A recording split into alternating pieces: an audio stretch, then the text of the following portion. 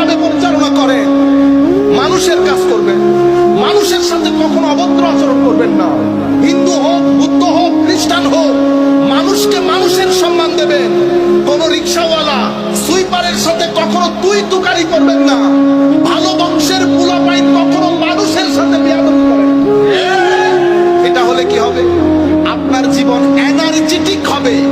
আপনার জীবনে দুই ধরনের এনার্জি দরকার। কয় ধরনের এনার্জি? দুই ধরনের। দুনিয়া যদি এখানে থাকেন, এখানে কিছু জিনিস তো আপনার দরকার হবে। টাকা দরকার হবে,